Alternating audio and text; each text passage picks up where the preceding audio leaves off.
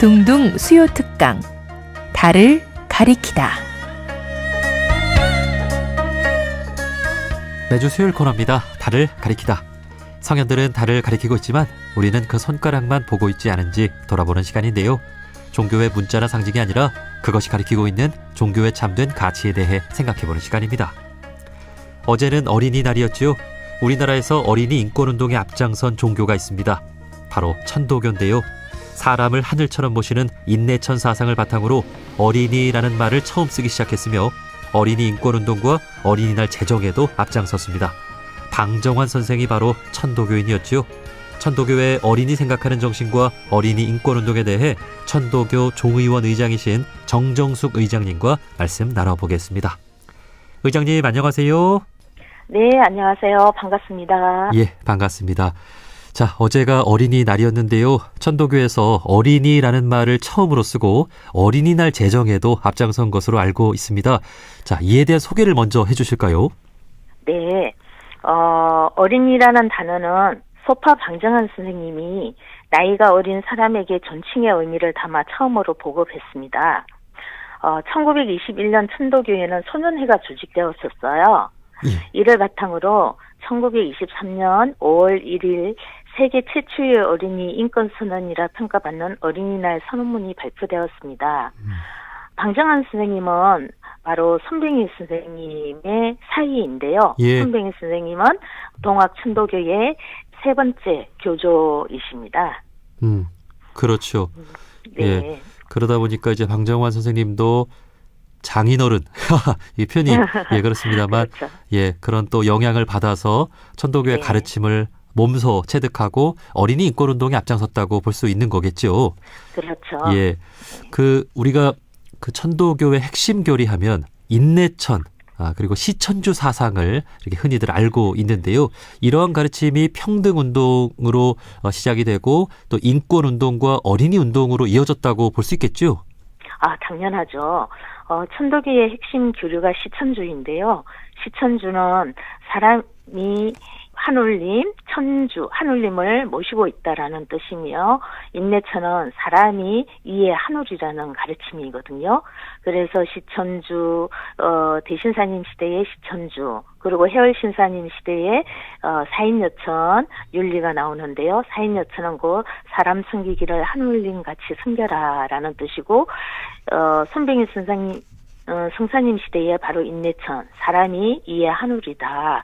그래서 한울림처럼 공경해야 한다라는 진리가 나오게 됩니다. 네. 그래서 이 평등 사상은 신분제와 차별이 존재하던 시대에 여성과 어린이를 억압으로부터 해방하는 그러한 근거가 되었습니다. 네. 그 당시 하대받던 아이들을 어린이라는 존칭으로 부르기 시작한 것은 파격적인 인권선언이었다고 하는데요. 이러한 명칭 변화는 당시 사회에 어떤 반향을 좀 일으켰나요? 네, 당시의 아이들은 어린 것이라든지 계집애라든지 애기, 애들 이란 어떤 비속어로 불려지면서 어른의 어떠한 소유물처럼 여겨졌습니다. 예. 그런데 이제 어린이라는 존칭이 등장하면서 어떠한 인식의 전환이 오게 된 거죠. 예. 그래서 아이들을 인격적으로 대우해야 한다는 어떤 존중의 문화가 또 형성되었다고 할 수가 있고요. 또 아이들 스스로가 자신을 귀한 존재로 인식하게 하여서 식민지 상황이었지만 우리의 미래를 짊어질 주체로서 주체성을 확립하고 성장하는 계기가 되었다고 할 수가 있습니다. 네. 애나 어린 놈의 자식 이렇게 부르다가 어린이라고 표현을 달리했을 때 우리가 인식이 변하고 또 태도도 변하는 거겠죠. 예. 그렇죠. 예. 자, 그리고 이 어린이 존중과 어린이 운동을 말로만 하는 것이 아니라 천도교 소년회를 만들고 어린이들을 위한 동화책을 보급하고 또 놀이 문화를 보급하기 위해 노력했다고 들었습니다. 네, 천도교 소년회에서는 어떠한 이론으로만 이야기한 게 아니라 직접 실천하는 운동으로 문화를 보급을 했는데요. 1921년에 천도교 소년회가 조직적으로 이제 구성이 되면서 어린이 운동을 시작을 하면서 23년도에는 어린이 잡지를 발행을 하게 됩니다. 그래서 어린이 잡지를 통해서 우리가 그 당시에 자주 불렀던 동요, 예를 들면 뭐 고드름이라든지, 고양이의 봄이라든지, 반달, 뭐 이러한 내용의 그 동요들이 어린이 잡지를 통해서 또 알려지고, 또 사실 이때는 그걸 응모한 작품 중에서 좋은 작품들을 골라서 거기에다가 곡을 붙여서 동요를 만들었다고 해요. 예. 그래서 한 예를 들면은 25년에는 그 12세 소녀가 그 오빠 생각이라는 그 시를 이렇게 공모를 했는데, 그게 선정이 돼가지고 뭐 덤북새 논에서 울고 그 노래 있죠, 오빠 생각. 그 노래가 또 이렇게 어린이 잡지를 통해서 알려지고 예. 여러 어린이들이 부르게 되었다고 합니다. 그렇군요. 그 네. 당시에 어린이들이 이렇게 주체적으로 가사를 쓰고, 예, 네. 이런 게 참 아마 그 선구적인 어떤 역할을 해주신 게 아닌가 하는 생각이 듭니다.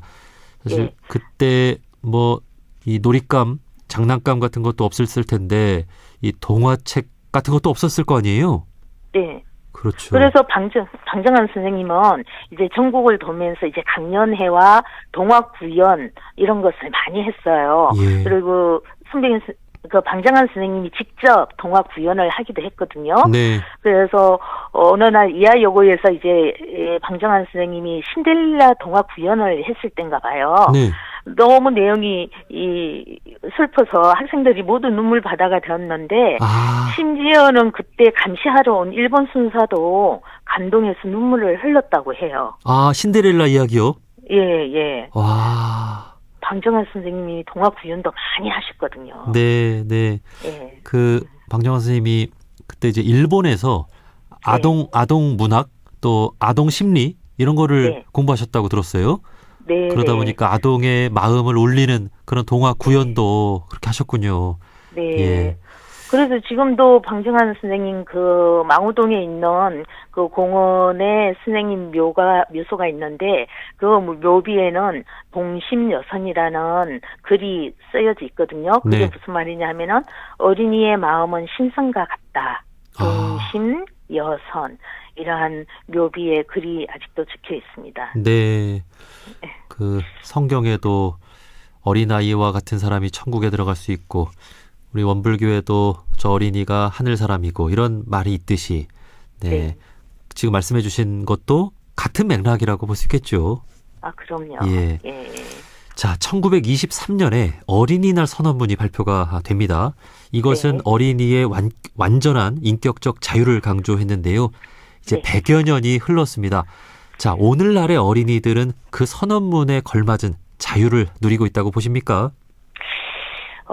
1923년 선언문에는 이제 어린이를 그 제대의 윤리적 압박으로부터 해방하라고 이제 외치게 되거든요. 네.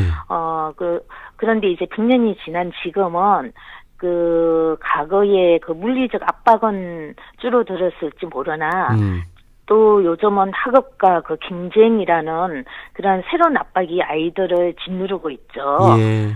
그래서 인격적 자유보다는 어떠한 성적과 결과에 따라서 평가되는 이러한 현실을 볼 때 여전히 지금의 우리 어린이들은 그 100년 전에 그 선언문 내용에 어떠한 해방하는 그런 입장이 아니라 지금도 어떠한 압박의 그러한 환경 속에 지금 처하고 있다라고 할 수가 있죠. 네. 아마 그렇기 때문에 우리 한국 어린이들의 행복 지수가 좀 더 낮은 것으로 좀 알고 있습니다. 풍요로운 물질적 환경에 비해서 매우 낮은 수치의 행복 지수인데요. 의장님은 좀 어떤 부분이 좀 개선되어야 된다고 보십니까? 네, 그래서 우리가 어린이들, 학생들이 미래에 너가 나중에 잘 되기 위해서 지금은 그 준비를 해야 돼 해가지고 오히려 지금 한창 놀아야 되고 건강하게 뛰놀아야 되고 행복해야 되는데 그 행복함이 미래를 위한 준비 과정으로만 보기 때문에 그렇게 행복하지가 않는 거죠. 네. 그래서 학교 과정을 마치고 학원 서너 개를 돌아야 집에 돌아오는 현실인 거죠, 지금은. 네. 그래서 나중에 행복해지기에 지금 고통받는 그러한 존재가 아니라 어린이는 지금 바로 우리 어린이들은 마음껏 놀고 그러한 건강하게 자랄 수 있는 그러한 환경이 보장되어 줘야 된다. 그래서 미래를 위한 우리 지금의 준비의 어떤 과정으로만 생각하지 말고 지금 행복해질 근원이 우리 이 어린이들에게는 있다. 만약에 그렇게 된다면 지금의 어떤 낮은 행복 지수가 높아지지 않을까. 이거는 바로 어른들이 그러한 분위기와 환경을 조성해줘야 된다라고 생각하거든요. 네. 그래서 어른들의 그러한 어떤 조급한 마음을 좀 내려놓고 아이들이 좀 마음껏 놀고 쉴 수 있고, 아이들 눈높이, 아이들 마음에 맞는 그러한 그 시간 조절, 속도 조절을 어른들이 좀 해야 될 것 같습니다. 네, 네. 이제는 인격적으로 어느 정도 존중을 해주는 시대고, 이제 폭력으로부터도 보호가 어느 정도 좀 되고 있습니다만, 이제는 과도한 경쟁으로 아이들을 힘들게 하고 있고 또 디지털 범죄 같은 새로운 위협들로 아이들이 좀 위기에 빠진 그런 또 상황인데요. 이 시대에 새롭게 정립되어야 할 그러니까 다시 한번 어린이 인권 선언이 된다면 그 인권의 핵심 가치는 무엇이 되어야 될까요?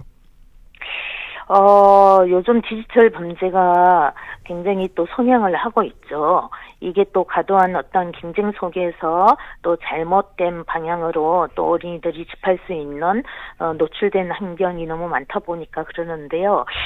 지금에 있어서 어떤 그 디지털로부터 보호를 받기 위해서는 우리가 어린이들이 안전할 어떤 권리가 있습니다.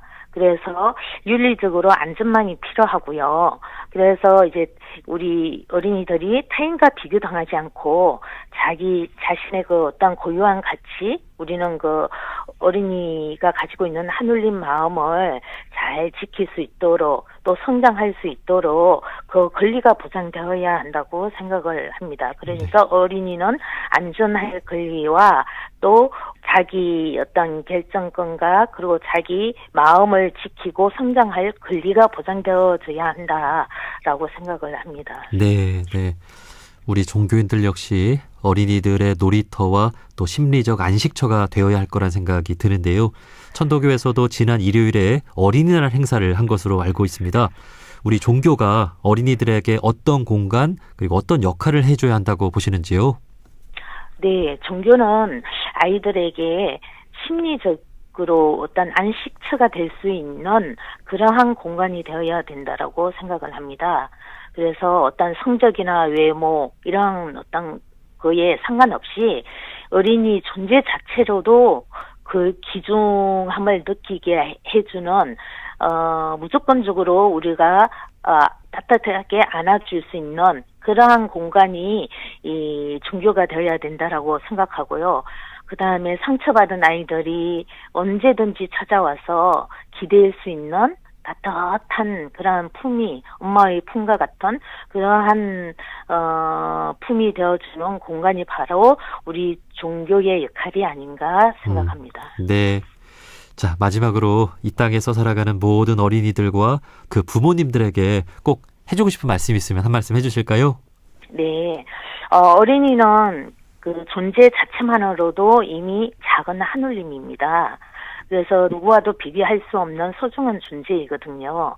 그래서 아이들을 가르치려고 하는 것보다는 오히려 아이의 그 말에 귀를 기울여 주는 것이 바로 어른들의 도리가 아닌가 생각을 합니다. 그래서 아이가 나의 소유물이 아니라 하늘님께서 주신 선물이다.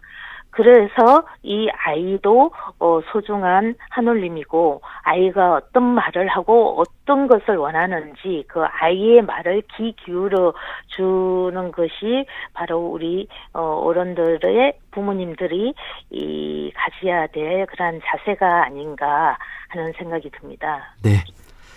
어린이를 생각하는 그 정신을 우리가 어린이날만 생각하는 것이 아니라 5월 가정의 달 내내 우리가 마음에 새기고 1년 365일이 어린이날처럼 그렇게 보냈으면 좋겠습니다. 여기까지 말씀 네. 듣겠습니다. 천도교회 네. 어린이 생각하는 정신에 대해 천도교 종의원 의장이신 정정숙 의장님과 나눠봤습니다. 의장님 오늘 말씀 고맙습니다. 네, 고맙습니다. 감사합니다.